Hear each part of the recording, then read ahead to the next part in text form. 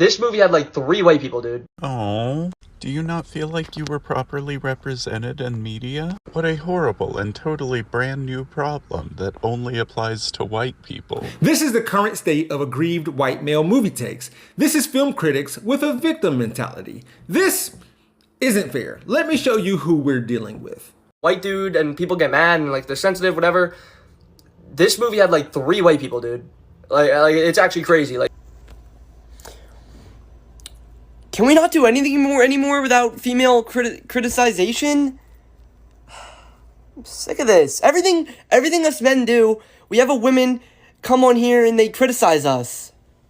We can't do anything anymore. We're in prison! Apparently, this kid's account is Shaft Films, and I'm assuming he's no older than 19 or something like that. Not that his age is an excuse to spout nonsense, I'm just mentioning it because this means that I'm going to leave him alone in a few minutes. Now, here's an adult saying and doing worse when it comes to Spider-Man. I only have the audio, so I'll just play it over Shaft talking in order to show you the similarities. So I can't shake the feeling that the script is doing everything in its power to play down Peter Parker, like it's afraid the audience will somehow start rooting for him over Miles if he's shown to be too capable and confident. The first movie portrayed him as an aging, burned out loser who only redeems himself at the end, while the second film morphs him into a bumbling, hapless father in a pink bathrobe who for some reason keeps taking his baby along on life-threatening adventures despite having a perfectly capable mother at home to look after it. Is this some weird attempt to mock and belittle the Spider-Man that most people know and love, who incidentally just happens to be the only straight white man in the entire movie? I don't know, man, it just kind of leaves a sour taste in my mouth, that's all. That was Critical Drinker on YouTube appealing to a far-right audience. How deranged do you need to be in order to say something about a lack of white straight males in any movie, let alone one in a superhero/comic book hero film genre? I mean, the wife, kids, and I see a lot of Marvel Cinematic Universe movies and watch a lot of their shows. And if there's just one thing that should stand out to Critical Drinker or Shap, it's this.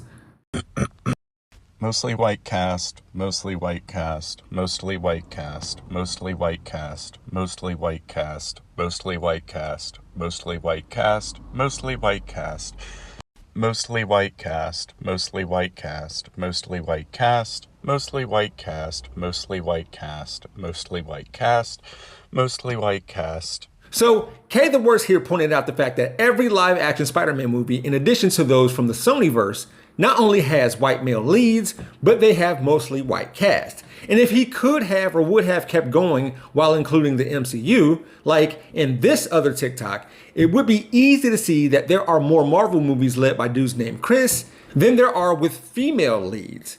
Add DC to this too. It's the same thing. My kids notice. Despite what a minority view of these movies is, I would encourage everybody to go see Across the Spider-Verse and watch Into the Spider-Verse.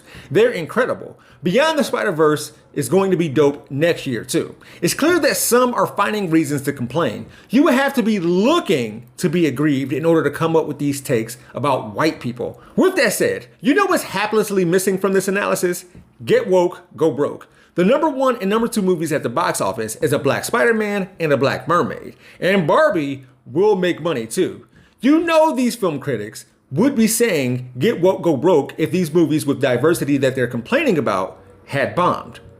Congresswoman Marjorie Taylor Greene has a new boyfriend, and good for her.